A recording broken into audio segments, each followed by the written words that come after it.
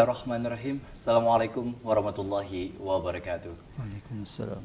Alhamdulillahirabbil alamin wassalatu wassalamu ala asyrafil anbiya'i wal mursalin sayyidina wa maulana Muhammadin wa ala alihi wa sahbihi ajma'in. Amma ba'd. Terima kasih para pemirsa di rumah yang sudah setia menyaksikan kami dalam program Majelis Sore, Majelis Kita Semua. Alhamdulillahirabbil alamin, kembali dalam program Majelis Sore, sebuah program kerjasama antara Duta TV dan juga UIN Antasari Banjarmasin untuk menyampaikan insyaallah kajian-kajian Islami yang tentu saya tidak sendiri. Hari ini saya bersama dengan narasumber sebagai tenaga pengajar di UIN Antasari Banjarmasin, yakni ada Bapak Dr. Zikri Nirwana MAG. Assalamualaikum Pak Zikri. Waalaikumsalam warahmatullahi wabarakatuh. Bagaimana kabarnya Pak? Alhamdulillah sehat walafiat. Alhamdulillah, terutama kita sudah memasuki momentum bulan Rabiul Awal Pak ya. Betul. Yang tentu sesuai dengan tema kita pada hari ini adalah gaung cinta Rasul dalam momentum bulan Maulid atau bulan Rabiul Awal. Betul. Kita ketahui memang bulan Rabiul Awal ini sendiri menjadi sebuah bulan yang diistimewakan luar biasa. Karena lahirnya Nabi Muhammad SAW yang tentu menjadi hal yang paling membanggakan. Bahkan dalam Maulid itu sendiri ada berbagai tradisi-tradisi, terutama di lingkup orang Banjar istilahnya, yang kemudian juga diperingati sebagai Maulid Nabi begitu. Hadirnya Maulid Nabi di tengah-tengah masyarakat kita, pandangan dari Pak Zikri terlebih dahulu. Iya, baik. Jadi kita ini kan adalah orang yang beriman kepada Allah dan juga kepada Rasul. Bagian kedua dari syahadat kita, selain syahadat tauhid, ada syahadat Rasul ya. Asyhadu anna Muhammadar Rasulullah. Betul. Maka untuk memantapkan iman kita kepada Rasul itu tidak akan terwujud kalau tidak diiringi dengan semangat kecintaan kepada beliau. Karena dengan semangat cinta ini akan memunculkan sikap rela berkorban. Rela berkorban untuk orang yang dicintai. Rela berkorban untuk membahagiakan orang yang dicintainya. Nah, maka ini akan menyempurnakan keimanan. Di dalam sebuah hadis Nabi SAW menyebutkan bahwa Nabi bersabda, la yu'minu ahadukum hatta akuna ahabba ilaihi miwaladihi wa waladihi wan nasi ajmain. Tidak akan sempurna seorang yang beriman itu sampai dia menjadikan aku, kata Nabi, lebih dicintainya ketimbang anaknya, orang tuanya, dan bahkan semua umat manusia. Nah, jadi orang-orang terdahulu ya memberikan satu jalan ya, bahwa dalam rangka meningkatkan kecintaan kepada Nabi SAW itu adalah diawali dengan memperingati kelahiran beliau. Dan hari kelahiran beliau ini dijadikan sebagai momentum untuk menggaungkan semangat cinta kepada beliau. Terutama di bulan Rabiul Awal ya. Jadi meskipun memang dalam hal ini kita melihat bulannya ya, bukan melihat tanggal kelahirannya, namun bulan kelahiran beliau ini memang dijadikan sebagai momentum yang mentradisi ya di kalangan kaum muslimin untuk mengagungkan beliau. Jadi kalau pahlawan negara saja ataupun tokoh-tokoh yang lainnya, ketika hari kelahirannya itu dijadikan sebagai hari nasional ya, apalagi ini kelahiran Nabi, kelahiran Rasul, sang tokoh dan pemimpin sepanjang zaman, maka bagi orang beriman tentu itu harus lebih lagi. Ya, nah oleh karena itu maka ini kemudian menjadi satu jalan bagi kita untuk meningkatkan kecintaan kepada Nabi SAW. Dan di dalam Al-Quran kalau tidak salah, Quran surah Al-Insyirah ayat 4 disebutkan ada firman Allah Subhanahu Wa Taala, A'udzubillahi minasyaitonirrajim, wa rafa'na laka dzikrak. Dan kami tinggikan untukmu sebutanmu. Wah, di dalam sejumlah tafsir disebutkan bahwa pengangkatan Nabi SAW, nama atau penyebutan Nabi SAW itu adalah digandengkan dengan pengakuan kita kepada Allah Subhanahu wa taala. Jadi maksudnya adalah pengakuan terhadap keesaan dan ketauhidan kepada Allah Subhanahu wa taala yang kita sebut dengan syahadat tauhid itu tidak akan sempurna kalau tidak dibarengi, diiringi dengan pengakuan kita kepada Rasul sallallahu alaihi wasallam. Nah, ini yang kemudian menjadi indikator mengapa Allah meninggikan sebutan untuk Nabi kita sallallahu alaihi wasallam. Maka ini kemudian difahami oleh kaum muslimin, meninggikan Nabi Muhammad SAW, menyebut-nyebut nama beliau itu dalam lantunan sholawat, dalam lantunan puji-pujian, yang itu kemudian juga diiringi dengan kisah atau sirah ya, perjalanan hidup Nabi SAW dalam referensi yang kita sebut dengan kitab-kitab maulid.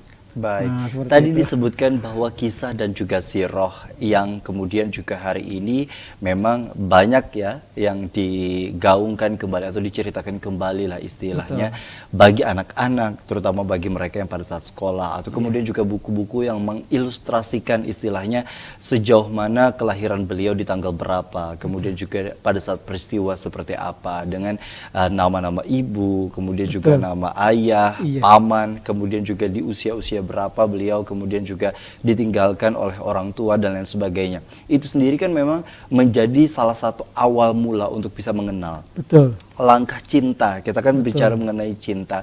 Gaung cinta Rasul ini sendiri kan tidak ada mungkin istilah kata cinta itu kalau kita mungkin belum mengenal. Betul. Nah, pengenalan ini sendiri Pak, sejauh mana kita bisa memulai istilahnya bagi sebenarnya umat muslim ya, karena mungkin bisa saja bukan hanya bagi anak-anak tapi yang istilahnya bagi para mu'allaf, bagi orang-orang yang kemudian juga belum mengetahui secara luas, secara mendalam seputar tentang sosok baginda Rasulullah SAW ini sendiri seperti apa, sejauh mana kita memulai untuk bisa mempelajari dan bahkan mengenal Nabi itu tadi. Oke. Baik, jadi ya kita kan mengawali dengan syahadat tadi ya. Artinya syahadat kita itu pengakuan kita kepada Allah dan pengakuan kita kepada Rasulullah itu merupakan keharusan yang kita jalani dalam aktivitas ibadah kita ya, dalam sholat 5 waktu, kemudian dalam amaliyah-amaliyah yang lainnya gitu.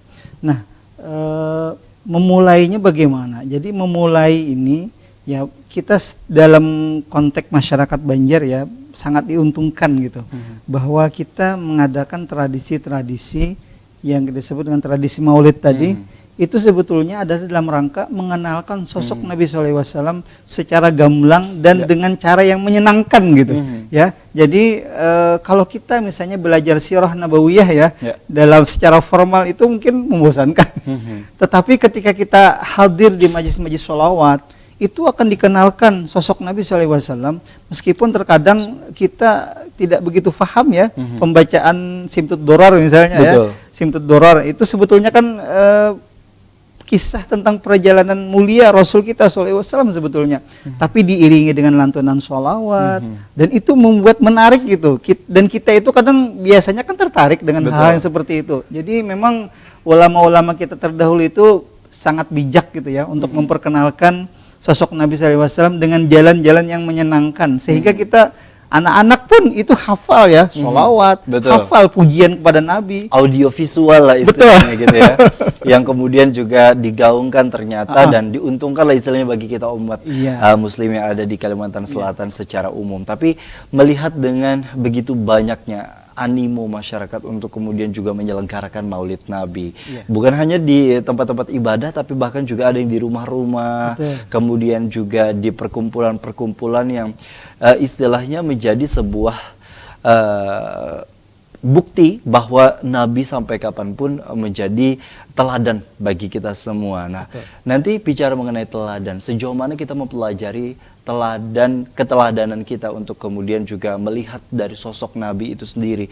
Karena tentu dari sejarah-sejarah yang kemudian juga menyebutkan begitu digambarkan, begitu ditampakkan kesempurnaan yang istilahnya Allah ciptakan terhadap kekasihnya yang digambarkan dalam bentuk sikap, dalam bentuk akhlak, dan tentu menjadi bagian yang paling utama adalah bahkan dalam bentuk fisik istilahnya yang diciri-cirikan. Sekali lagi kita nanti mungkin di segmen berikutnya akan lebih mengenal secara lebih singkat ya mengenai fisik atau bahkan akhlak beliau yang tentu menjadi hal yang paling menyenangkan ketika kita kembali mendengarnya. Kita akan kembali usai jeda. Tetaplah bersama kami dalam program Majelis Sore, Majelis Kita Semua.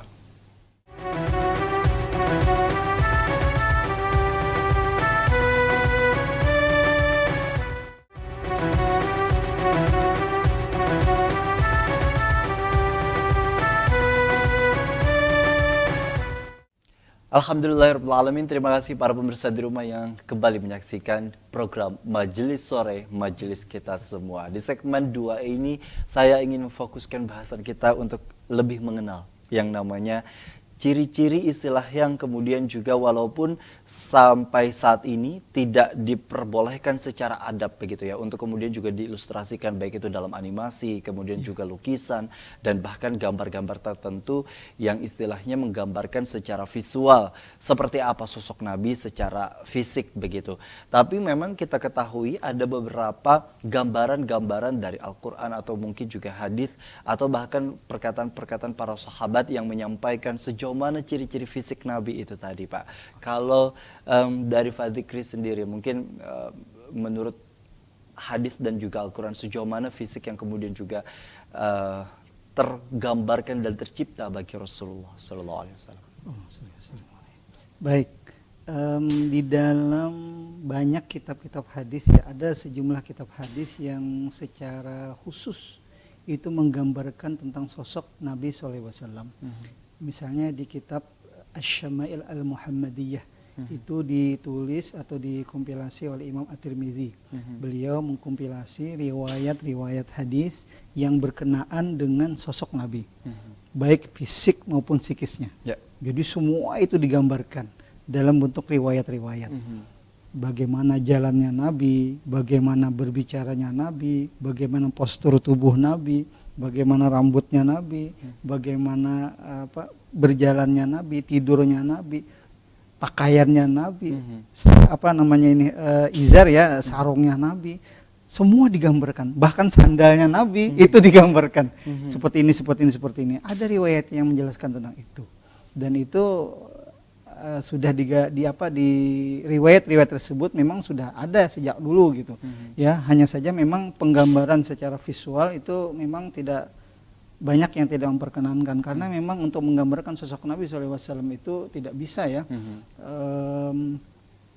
Beliau itu kan manusia yang paling utama, jadi tidak bisa digambarkan dimisalkan oleh siapapun gitu. Artinya di dalam sebuah diskusi, hadis mutawatir, disebutkan oleh Nabi SAW, man ra'ani fil manam faqad ra'ani fa inna syaitana la yatamatsalu bi. Kalau orang yang bertemu aku dalam mimpi, maka dia memang sungguh melihat aku saat itu, karena syaitan itu tidak bisa meniru aku, kata Nabi. Nah, ini kan jelas sekali menggambarkan bahwa sosok Nabi itu mengapa tidak bisa diserupai oleh siapapun. Syaitan juga tidak bisa menyerupai, karena memang ketampanan dan kebagusan fisik beliau itu memang luar biasa. Di dalam Sifat Durar itu kan disebutkan kana Nabi sallallahu alaihi wasallam ahsanan nasi khalqan wa khulqa, bahwa Nabi sallallahu alaihi wasallam itu adalah manusia yang terbaik, baik dari fisik, dari penciptaan maupun dari segi psikisnya. Disebutkan di sebelum itu, bima wa laqad tasafa sallallahu alaihi wasallam mimma hasinil akhlaq bima tadhiqu an kitabatihi butunul awraq. Jadi Nabi sallallahu alaihi wasallam itu sungguh memang telah memiliki sifat-sifat yang baik semua, yang mana lembaran-lembaran kertas itu begitu sempit untuk menggambarkan sosok beliau yang luar biasa itu. Karena Nabi sallallahu alaihi wasallam ahsanan nasi khalqan wa khuluqa wa awwaluhum ila makarimil akhlaqi sabqa, dari segi akhlak beliau yang paling mulia, wa ausa'ahum bil mu'minina hilman wa rifqa, dari segi kelemah lembutan ya, kesopanan itu beliau yang lebih utama. Kemudian banyak penggambaran-penggambaran di dalam kitab-kitab Maulid itu digambarkan seperti itu. Hanya saja memang kita ketika membaca, orang baca rawi itu Ya. kurang paham gitu. Padahal itu gambaran tentang sosok beliau secara fisik maupun secara psikis. Nah ini mungkin menjadi catatan juga bagi kita bahwa alangkah baiknya kemudian kita selain membaca dan mendengarkan maulid itu, ya rawi kalau dalam bahasa masyarakat Banjar itu diperdengarkan, alangkah baiknya kita kemudian juga melihat terjemahnya. Itu luar biasa. Menelaah istilahnya. Betul, gitu ya. iya, menelaah melalui arti-artinya itu luar biasa. Ya luar biasa. Kemudian kan kita selingi dengan puji-pujian kepada beliau, lantunan sholawat, lantunan pujian, dan pujian itu juga sebetulnya adalah menggambarkan terhadap keelokan rupa dan akhlak beliau, seperti itu. Artinya yang kemudian juga memang menjadi istilah cerita yang disampaikan bahwa bentuk alis Nabi, bahkan mata, hidung dan lain sebagainya yang kemudian juga begitu indah, memang sudah luar biasa Allah ciptakan begitu Pak ya, sedemikian rupa sebagai representasi istilahnya ketika Allah memang mencintai akan kekasihnya itu sendiri, bukan hanya dari segi yang sifatnya psikis tapi juga bahkan dari sampai ke fisik ciptaan yang kemudian juga luar biasa. Tapi kalau sedikit Pak membahas sebagai ilmu, sebagai pengetahuan juga bagi kita semua, bagi para pemirsa di rumah. Kalau istilah melihat dari ranah wajah Nabi begitu, apa yang kemudian juga bisa kita bayangkan atau kemudian juga keindahan apa yang kemudian juga dapat kita istilahnya bisa gambarkan, walaupun memang secara itu tadi, secara visualisasi yang kemudian juga tertulis memang tidak diperbolehkan, tapi kemudian juga paling tidak kan kita bisa kemudian juga mengetahui bahwa bentuknya seperti apa dan lain sebagainya, karena itu memang tadi sudah disebutkan ada rawi atau cerita-cerita yang kemudian diriwayatkan seperti itu. Seperti apa dari Pak Zikri? Seorang sahabat itu pernah berucap, saya melihat rembulan dan membandingkan dengan keelokan rupa Nabi, itu kalah rembulan itu. Kalah rembulan itu kalah gitu. Kemudian saat itu kan melihat Nabi memakai baju merah gitu ya, jubah merah gitu. Membandingkan dengan rembulan nggak bisa. Kemudian Sayyidina Ali kemudian ketika ditanya oleh sang menantu ya, ditanya bagaimana sih Nabi, sosok Nabi itu, rupanya, akhlaknya, nggak bisa diceritakan, nggak bisa digambarkan dengan kata-kata, karena nggak cukup. Nah, makanya kan tadi kan saya sampaikan saya kutip dari Simtud Dorar tadi, bima tadhiqu an kitabatihi butunul awraq. Artinya lembaran-lembaran kertas itu terlalu sempit. Untuk menggambarkan bahkan sosok seorang beliau. Sayyidina Ali, sahabat sekaligus menantu beliau pun juga tidak mampu. Nggak bisa menggambarkan itu, nggak bisa digambarkan. Saking indahnya. Makanya kemudian ada ilustrasi ya, perbandingan dengan Nabiullah Yusuf alaihissalam.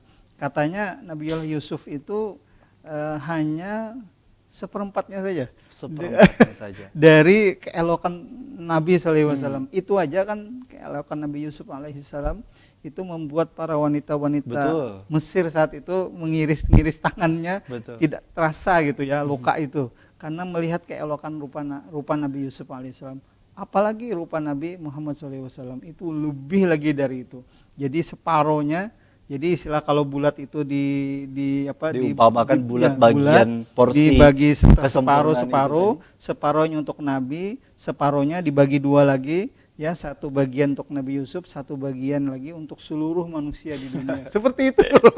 Jadi sampai ada penggambaran bagi seperti itu. ada istilahnya yang kemudian juga hari ini merasa dirinya paling kawan gitu ya.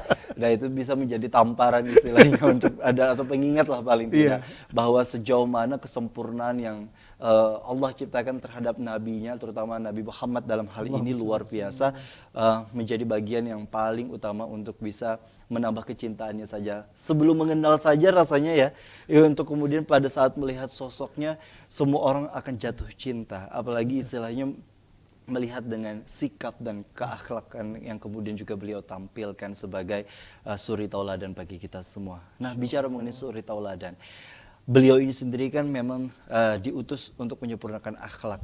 Tentu sebagai yang menyempurnakan akhlak pasti ada representasi terlebih dahulu dalam hal sikap, dalam hal bicara. Dan sampai hari ini pun kita sebagai umatnya sungguh luar biasa mengusahakan itu untuk kemudian juga sampai tahapan di mana misalnya satu porsi saja bicara mengelola emosi itu luar biasa susahnya, luar biasa. Sedangkan Nabi istilahnya banyak riwayat yang menyebutkan begitu luar biasa dalam mengelola emosi, apalagi dalam sikap-sikap yang lain begitu. Sejauh mana sebenarnya kita Pak mengenal dengan tingkah laku Nabi? Kita banyak mengenal istilah para kiai, para ulama, para habaib yang kemudian juga dalam hal ini sebagai istilahnya keturunan secara langsung gitu ya dengan zuriat Rasulullah, para habaib. Tapi pasti ada saja yang kemudian juga menjadi pembeda karena dengan kondisi-kondisi tertentu sehingga lingkungan dan lain sebagainya mempengaruhi. Tapi hal-hal seperti apa yang sebenarnya bisa kita ambil dan kemudian juga bisa dijadikan sebagai gambaran dan insya Allah semoga kita bisa mempraktekannya di dalam kehidupan. Seperti apa Pak? Baik, barangkali saya berikan mungkin satu atau dua ya riwayat ya. Jadi ada satu riwayat saat itu Nabi SAW diundang oleh seorang Arab Baduy ya bersama para sahabat.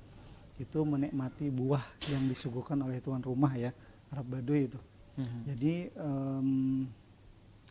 ketika disuguhkan kepada Nabi, kemudian Nabi dipersilakan untuk mencicipi ya buah itu ya. Nabi kemudian mencicipi buah itu dan ternyata beliau mencicipinya lahap sekali, melebihi dari beliau mencicipi buah-buah yang biasanya gitu. Kemudian buah-buah tersebut dicicipi beliau sampai habis. Masya Allah. Sahabat ini kemudian merasa heran melihat tingkah Nabi seperti itu. Kenapa gitu? Biasanya kan beliau berbagi Jarang dengan yang lain ya, gitu. Betul. Ya, dan beliau kelihatan menikmati sekali buah itu gitu.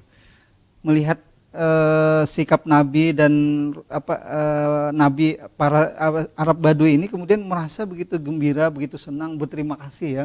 Artinya Nabi ini begitu senang dengan buah yang beliau suguhkan gitu ya, sampai-sampai sahabat tidak kebagian gitu ya. Nah, habis pulang dari rumah Arab Baduy itu, sahabat ini kan nanya, Nabi kenapa tidak biasanya gitu?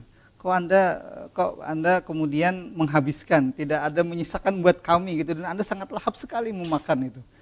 Lalu Nabi SAW bersabda, apakah kalian perlu tahu bahwa buah yang disuguhkan itu rasanya masam sekali. Ya Allah.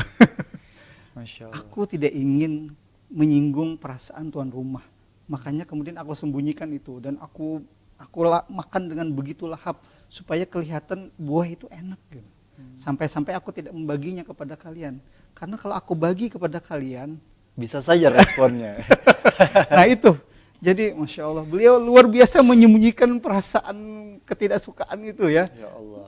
Dan itu saya rasa itu menjadi pelajaran yang sangat berharga buat kita. Kita ini kadang ketika mendapatkan atau mengalami kejadian seperti itu biasanya langsung responnya plak gitu. Betul. Dan bukan hanya kepada istilahnya tuan rumah di rumah saja atau mungkin masakan istri atau masakan orang tua gitu ya.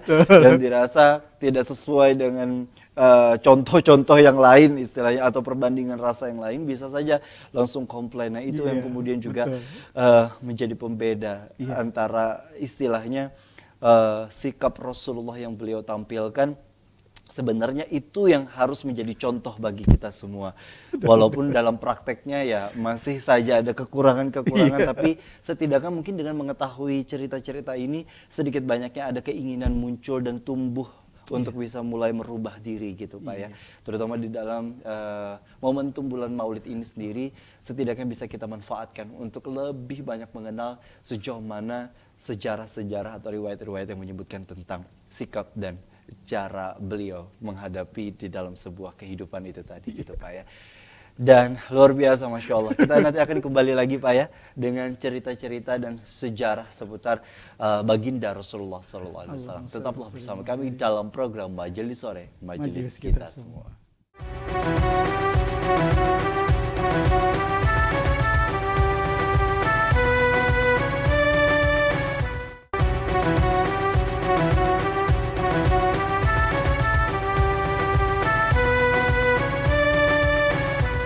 Terima kasih Anda masih bersama kami dalam program Majelis Sore Majelis Kita Semua. Alhamdulillahirrahmanirrahim. Di segmen 3 kali ini kita berbicara mengenai sejarah dari kehadiran Nabi yang tentu menjadi mengubah terutama di dalam banyak tempat begitu. Salah satu yang kemudian juga tempat di mana beliau dilahirkan hingga beliau diwafatkan begitu.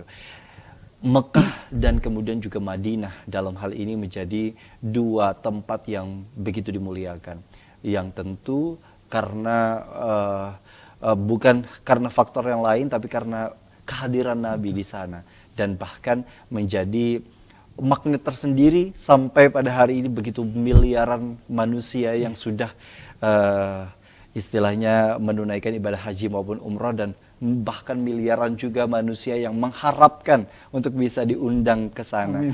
Yang tentu tidak lain tidak bukan selain untuk bisa melihat sejauh mana perjalanan Nabi di area yang beliau semasa hidupnya.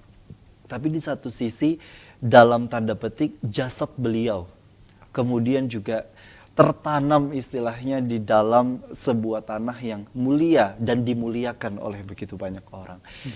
Ketika berbicara mengenai kondisi seperti itu kan memang menjadi sebuah hal yang luar biasa. Bahkan ada penelitian menyebutkan ketika karena ada banyak kan Pak, kita ketahui orang yang kemudian juga mendustakan seputar tentang kehadiran Nabi, bahkan membalik seputar seolah-olah membalik fakta bahwa Nabi itu adalah orang-orang yang kemudian juga seperti yang disebutkan, intinya menghinalah bahkan mencela akan kehadiran Nabi, yang tentu itu menjadi sakit hati tersendiri bagi orang Islam, sehingga banyak juga yang kemudian juga menyebutkan di dalam sebuah penelitian tidak akan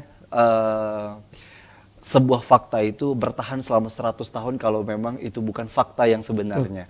Nah, artinya kan memang di sini istilahnya Nabi hidup sudah ribuan tahun, 1400 tahun yang kemudian juga silam, bahkan lebih begitu.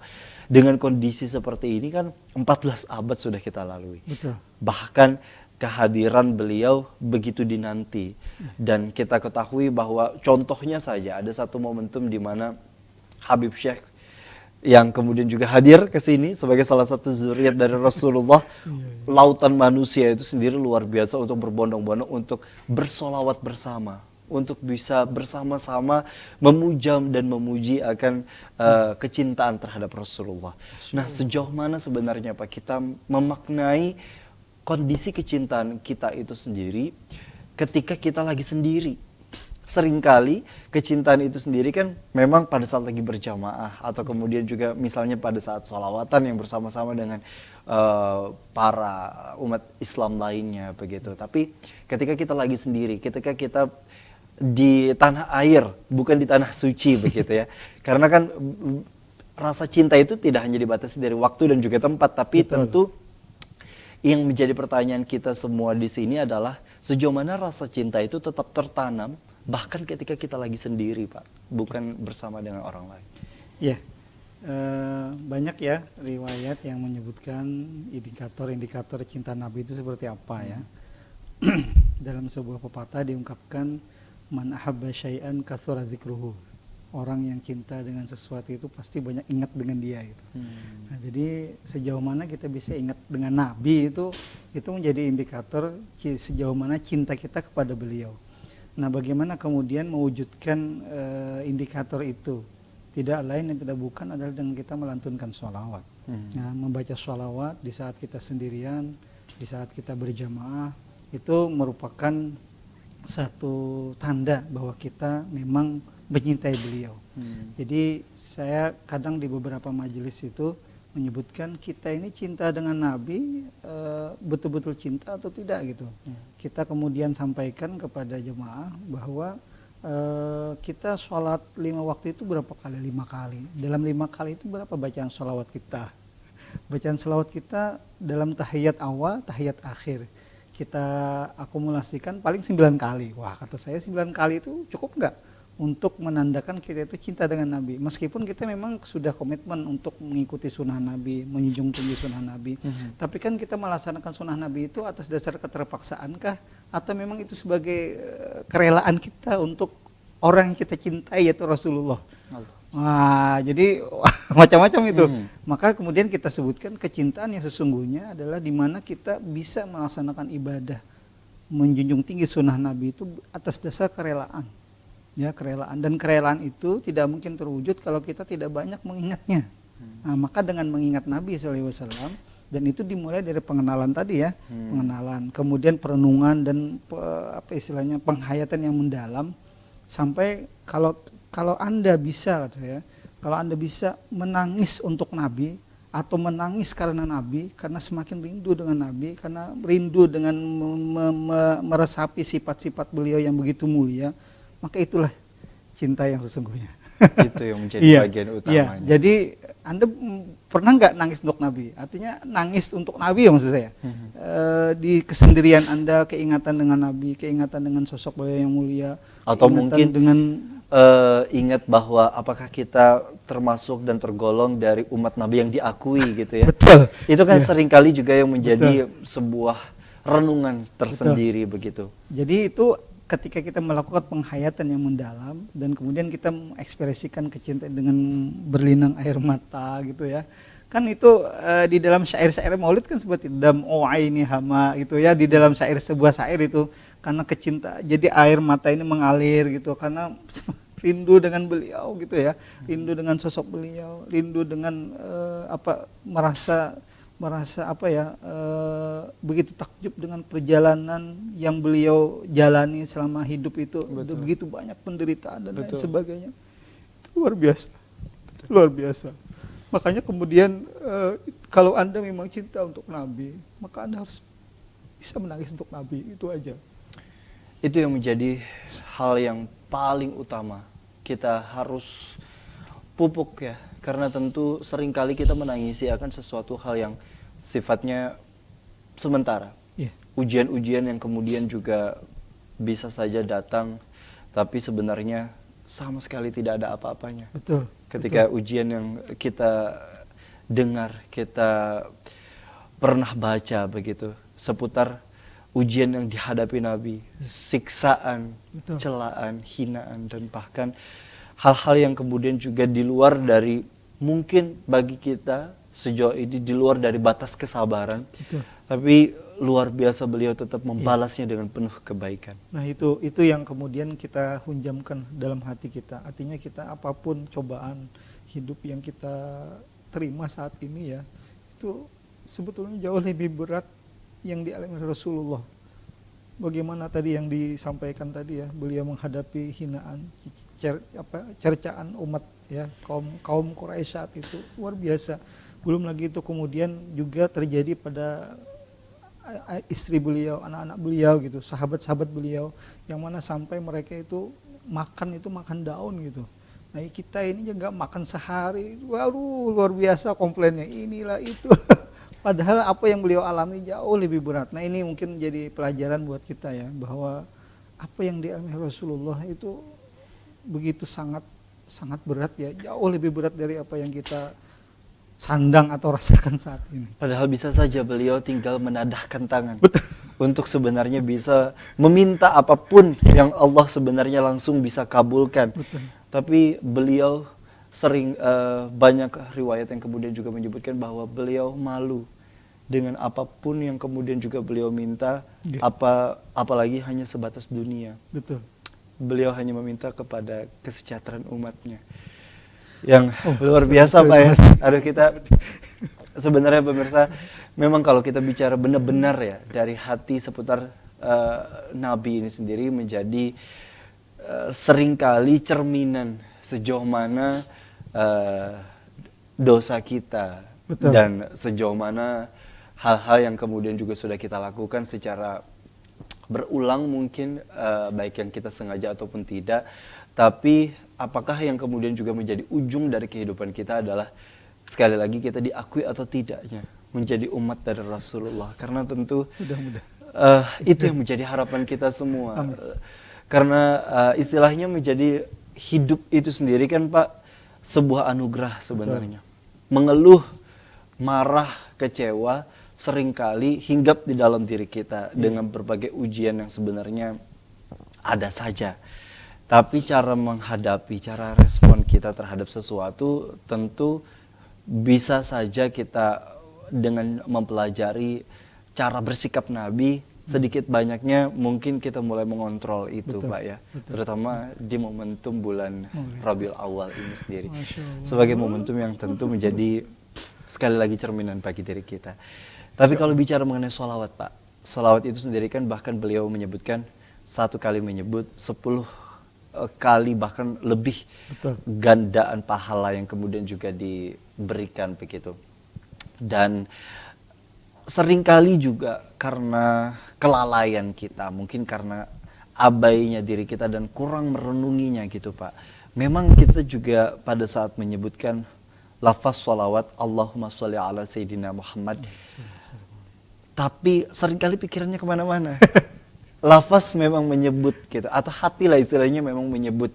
Tapi secara logika, secara otak seringkali terganggu dengan mungkin pikiran-pikiran yang menghinggapi. Sehingga apakah itu kemudian juga bagian dari hal yang harus kita latih, atau sebenarnya memang karena hal-hal yang mengganggu itu sendiri, apa yang bisa kita lakukan untuk bisa meminimalisir itu nanti kita akan menjadi bahasan kita Pak ya di segmen berikutnya. Tetaplah bersama kami dalam program Majelis Sore, Majelis kita semua.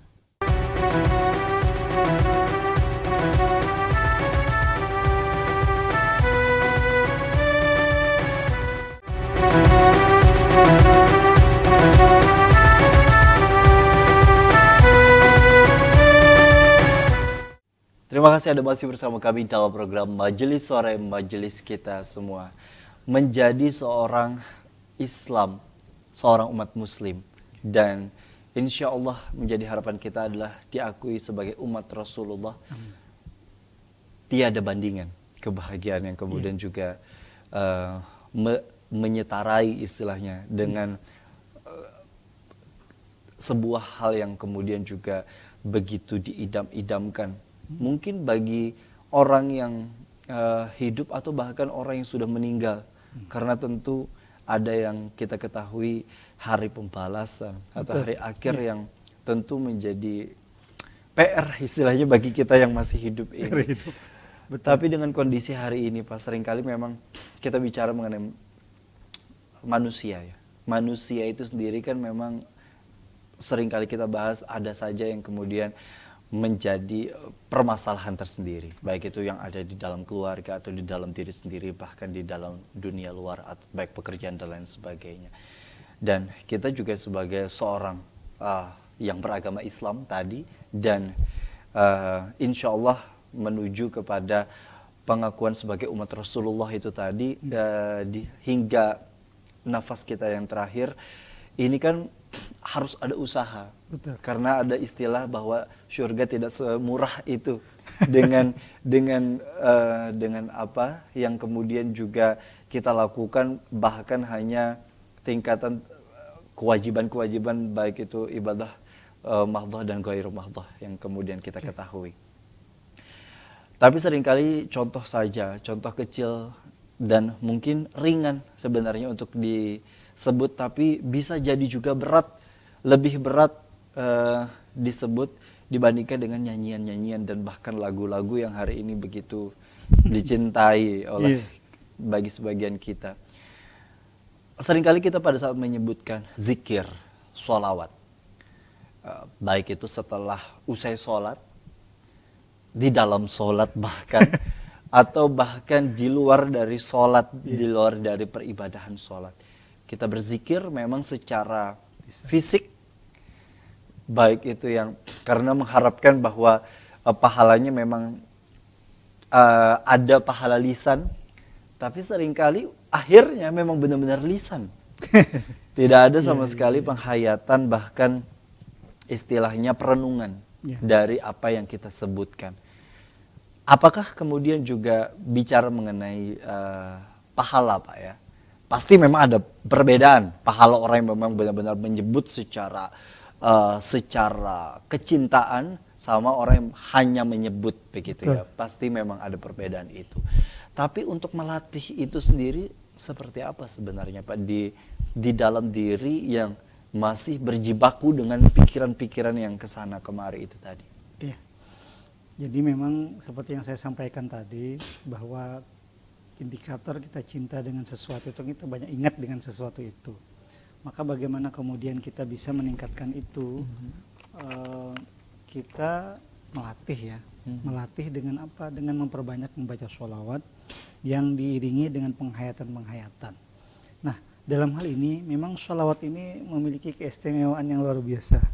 Bahwa ketika kita menyebut sholawat itu ya, membaca sholawat itu tanpa melakukan perenungan dan penghayatan saja, itu udah dapat pahala. Itu dapat pahala. Kenapa? Karena kita ini mendoakan Nabi kita gitu ya. Biasanya kita itu kan selalu kecenderungan kita itu mendoakan diri kita. Tetapi ini malah kita mendoakan Nabi, yang mana Nabi itu sudah maksum, sudah terjamin masuk surga gitu. Betul. Tapi kita masih tetap mendoakan beliau. Nah, itu kan ekspresi cinta kita kepada beliau ya. Artinya dengan kita menyebut saja tanpa melalui perenungan dan penghayatan yang mendalam terhadap makna sholawat itu udah dapat pahala dari Allah. Kenapa? Karena Allah memuliakan nabinya. Jadi Allah senang kalau banyak orang yang nyebut-nyebut kekasihnya itu. Meskipun Allah tahu orang itu nggak ada penghayatan gitu. Apalagi ada penghayatan. Cuman untuk melatih sampai kepada penghayatan itu, ya memang harus diawali dengan itu tadi, sering-sering baca sholawat.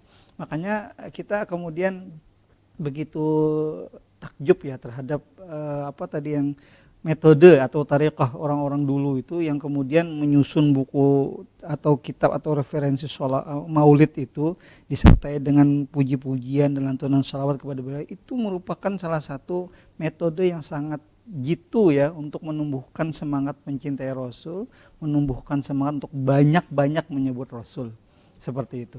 Nah, di sisi lain memang ada guru kita ya, salah seorang guru kita memberikan semacam cara ya bagaimana kita kemudian bisa melakukan penghayatan.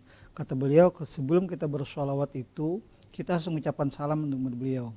Nah, makanya kan dalam sholat itu kita sebelum baca sholawat kan baca salam dulu. Assalamualaikum ayuhan nabiyyu warahmatullahi wabarakatuh. Kemudian baru kita membaca syahadat. Syahadat itu kan untuk mengingatkan kembali bahwa kita ini punya pengakuan kepada Allah dan punya pengakuan kepada Rasulullah. Baru salawat gitu, baru salawat. Jadi adab-adabnya seperti itu. Iya, jadi kita di luar pun kata beliau seperti itu. Jadi ucapkan dulu salam dengan salam yang tadi assalamualaikum, yang kemudian kita hadirkan assalamualaikum itu kan khitabnya kepada kamu ya, orang kedua seperti saya dengan Anda.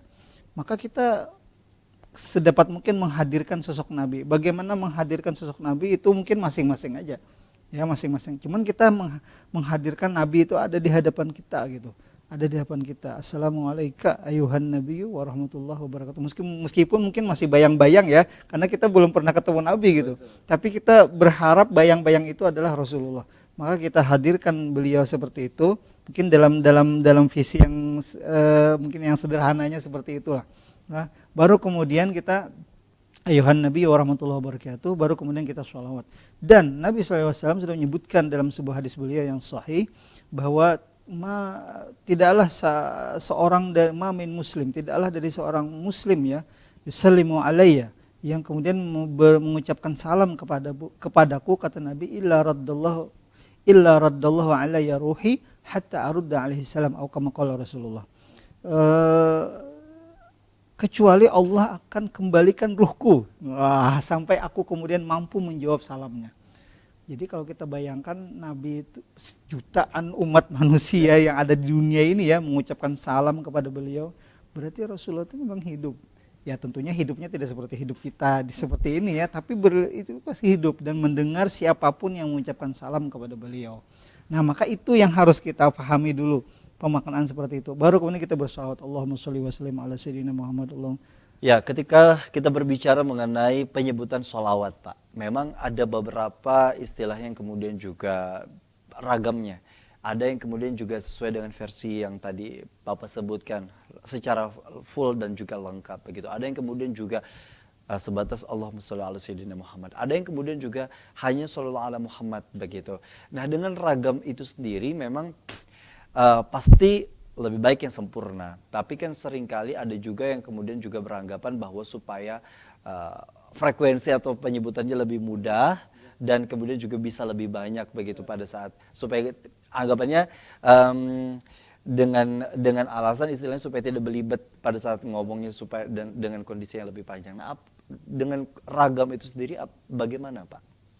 Iya, yang pertama dulu kalau kita bedakan ya, membaca sholawat dan salam kepada Nabi itu dalam sholat. Kalau membaca sholawat dan salam kepada Nabi dalam sholat itu mesti mutlak, itu tidak boleh beda-beda. Jadi assalamualaikum ayuhan nabiyyu warahmatullahi wabarakatuh itu nggak boleh ditambahi, nggak boleh dikurangi. Kalau bisanya itu ditambahi dikurangi itu batal seperti itu. Kemudian yang kedua membaca sholawat kepada Nabi dalam sembahyang itu memang sholawatnya yaitu nggak bisa sholawat yang lain gitu. Allahumma sholli ala Muhammad atau Allahumma sholli ala Sayyidina Muhammad. Nah ini kita tidak membahas tentang hukum penambahan Sayyidina karena masing-masing punya argumentasi. Betul. Ya. Kita tidak membahas itu. Betul. Yang jelas ungkapannya Allahumma sholli ala Muhammad, Allahumma sholli ala Sayyidina Muhammad itu aja.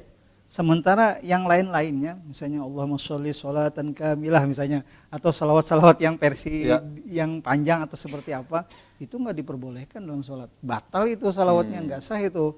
Ya, tapi di luar sholat, nah di sini ulama kemudian memahami kita diberikan keleluasaan untuk mengekspresikan sholawat itu. Termasuk sholawat ala Muhammad. Betul. Yang singkat itu ya, tadi. Jadi gitu, tergantung masing-masing mengamalkannya. Ada yang pengen panjang-panjang bacaan sholawatnya itu supaya kemudian bisa lebih melatih Betul. Itu tadi. Gitu, ya, ada juga yang ingin simpel ya supaya lebih banyak sholawatnya gitu ya.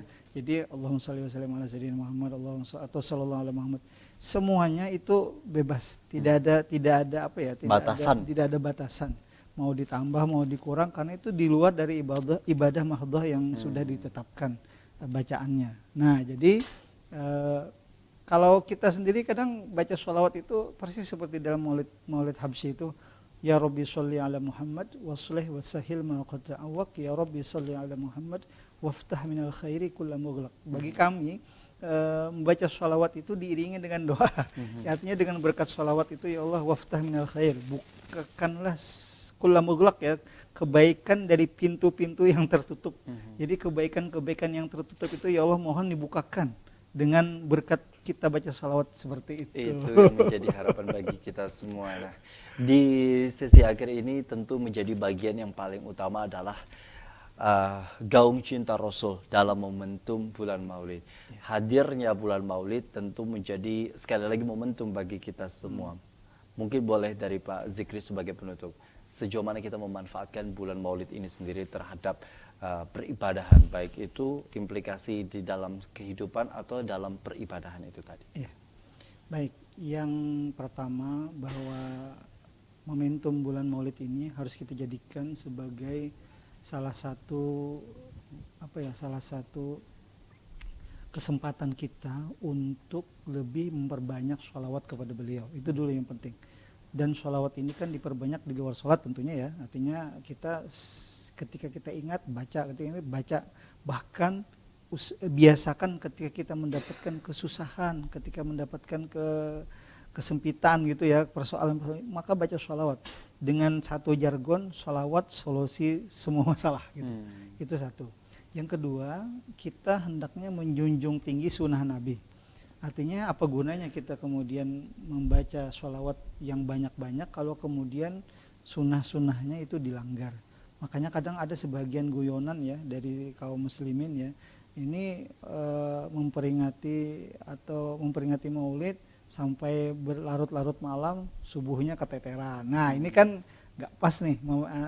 Nah jadi kita harus dapat mungkin menjaga itu. Jadi selain kita kemudian menumbuhkan semangat untuk memperbanyak membaca sholawat, kita junjung tinggi sunnah-sunnah beliau. Malulah kita cinta dengan beliau, tapi sunnah beliau tidak kita kerjakan gitu. Terutama sunnah-sunnah yang memang sudah jelas ya, yang wajib-wajib gitu ya. Yang wajib-wajib itu digawi ya, dikerjakan gitu. Nah, jadi itu ya. Kemudian yang ketiga, nah ini yang penting, kita harus lebih mengenal lagi sosok Nabi, karena pengetahuan kita tentang Nabi saat ini barangkali masih sangat kurang. Makanya kalau bisa memang ya, di mana ada majlis-majlis sholawat itu bisa dihadiri gitu ya. Selain kita bertabaruk dengan majlis ilmu, majlis sholawat, kemudian mendengarkan tausiah agama, jadi banyak sekali bonus-bonus pahala yang akan kita dapatkan. Dan itu mungkin insya Allah ya menjadi menjadi alternatif jalan kita untuk mengagungkan cinta Rasul. Wallahu Dan a'lam. sebagai pupuk yang istilahnya perlu kita pelihara dengan baik untuk bisa menumbuhkan Iya. berbagai rasa cinta dan insya Allah istiqomah terhadap apapun yang kemudian juga di dalam jalan kebaikan. Dan terima kasih Pak Dr. Zikri Nirwana MAG yang sudah luar biasa hari ini kita kemudian juga berbicara mengenai seputar Masya Allah gaung cinta Rasul, terutama dalam momentum bulan Maulid ini sendiri. Semoga kita semua dapat memanfaatkan bulan ini sebaik mungkin. Dan kita ketahui juga bahkan Nabi Muhammad itu sendiri memperingati ulang tahunnya atau istilahnya dengan cara berpuasa gitu Pak ya. Nah ini kemudian juga bisa diamalkan, salah satu yang kemudian juga bisa dijalankan insya Allah bagi kita semua. Terima kasih bagi para pemirsa di rumah yang sudah menyaksikan program Majelis Sore edisi hari ini. Akhirnya saya Gusti Muhammad Hermawan dan Pak Dr. Zikri Nirwana MAG mengucapkan terima kasih atas perhatian dan kebersamaan Anda. Wabillahi taufiq wal hidayah. Wassalamualaikum warahmatullahi wabarakatuh. Majelis Sore, majelis kita semua.